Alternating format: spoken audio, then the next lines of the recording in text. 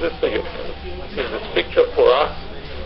The source will be the cavity, so we will probe the transmission through the cavity. This is where we will send in the many photons, and then the gate will be a photon that is focused into the medium, and very much like in Sebastian's talk, we will capture the photons inside the medium, store them, and then look at the blocking of the cavity by that photon, and then possibly read out the photon again at a later time. So there's been a lot of work on optical transistors. This previous work has been at the level of a few hundred to a few photons using many different systems, quantum dots, molecules, etc. And the new work Sebastian has just talked about this. This is the work by the Advances group of Sebastian collaborators on Rydberg interaction. So our idea is pretty simple. We take one resonator mirror with transmission of about 10 to minus 4. If you have a single mirror like that, essentially all the power comes back. If you place a second mirror on the other side and you meet the resonance condition, then we all know that for the perfect lossless mirror, all the power is transmitted on the other side, and the number of wavelengths fits inside the system. And so basically our switching mechanism is pretty simple. It's like sliding something into the cavity. If you block the cavity, all the light comes back, and if you remove the obstacle, all the light comes out in the forward direction. So this is the switching mechanism, the switching photons in the transmission mode and the reflection mode, unlike Rydberg, which switches into free space. So of course, the blocking is not an object, it is actually an atom, and the reason to use the cavity in the first place, maybe just a little bit of intuition.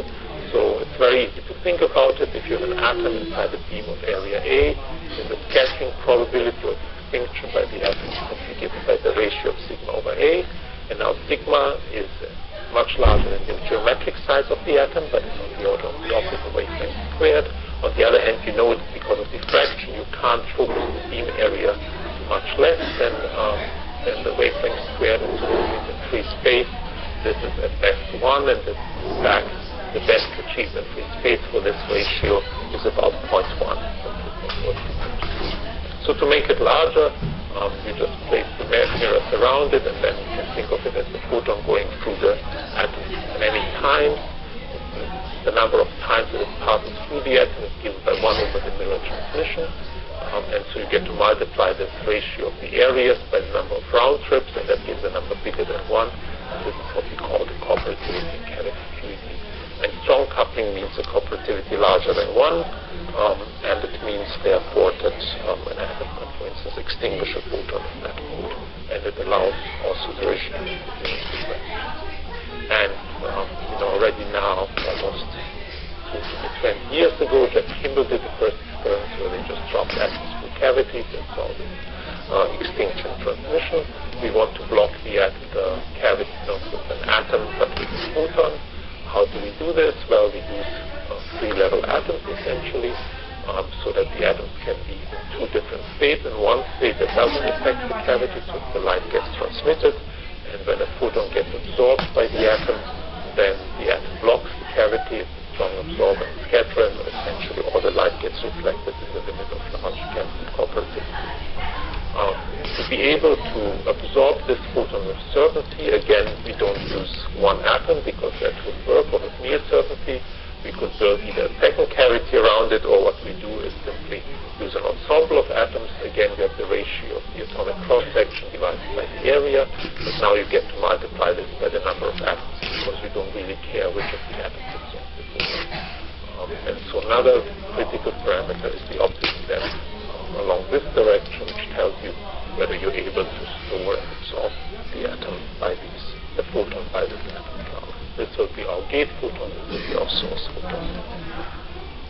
And then possibly after you have stored it using EIT, you may be able to recover the photon from the atomic ensemble if the polarity, the spin excitation, that the photon was stored as had not been destroyed.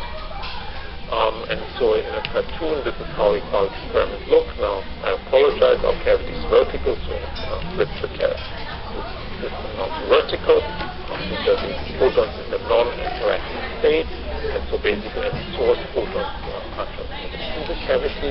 and deliver unity efficiency, and then we send the gate photon into the system. The gate photon is captured and stored in the thermal probability inside the atomic medium. It changes, it's stored at a collective spin excitation, so we don't really know which of the atoms has absorbed the photon and changed state from red to green. But in the ideal limit where the cavity cooperativity is large, then any source photons are now reflected from the cavity.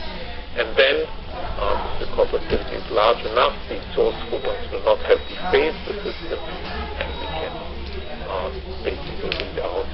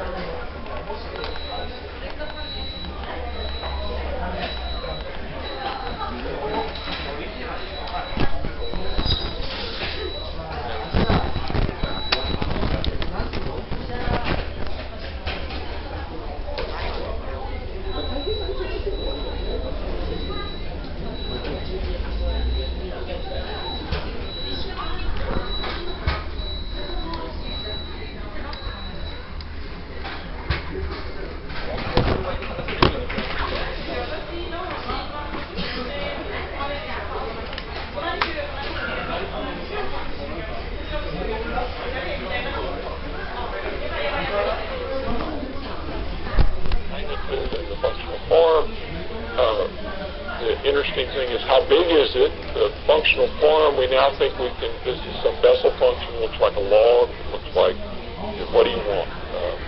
You have some money, we'll make what you want. And this thing, how big is it? Well, depends on stuff about the device. So depending on the band curvature, how flat the bands are, the rate gets up, higher and higher and higher, the bands get flatter.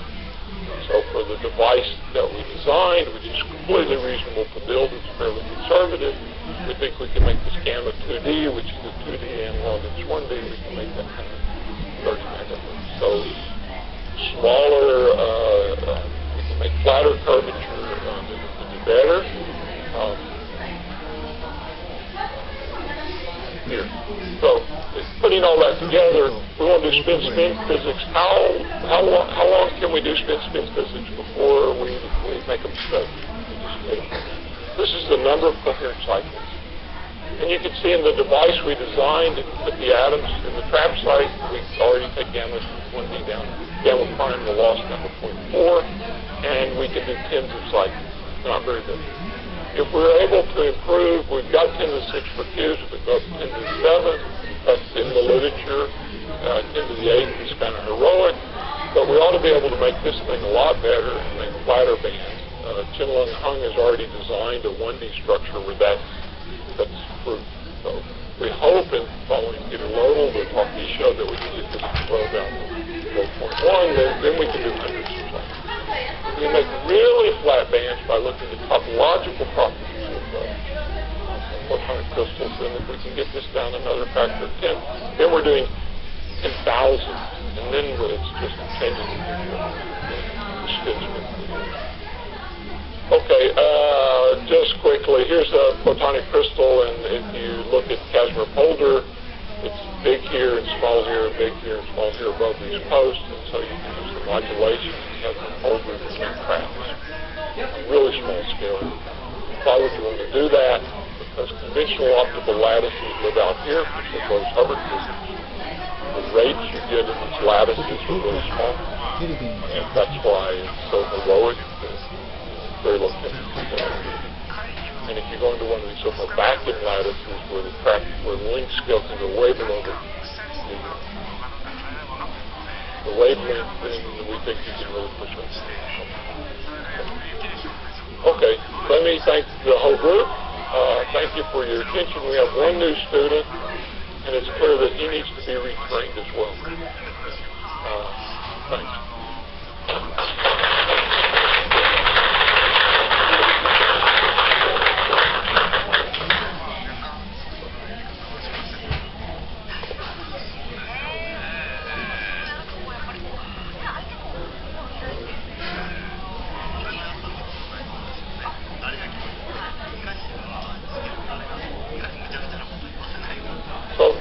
Illumination is a big deal, and all the devices we've designed so far around the trap site have a dominant linear polarization.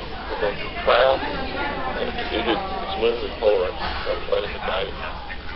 And then what you'd like to do, so that's nice. So we don't atomic physics having any ellipticity, then you get a magnetic field, pseudo-magnetic field. So that's not good. So we've designed them like that. We've avoided all this stuff that you heard about for chiral photons or elliptical circular polarized light. So that's really good. Bad is, look, these structures support this and that. They're not really good with linear polarized light. That's circular polarized light. So if you want to use guided nodes like that, then you have to say, well, this is the trap site, and that's what I'll call Z. And this guy in that language then is a linear combination of signals. Well, one idea that you could start it with is simply you define, say, in the ground state of rubidium, the plus one and minus one. Then you can talk to that whole thing. That's a little tricky. So how well can we illuminate the thing externally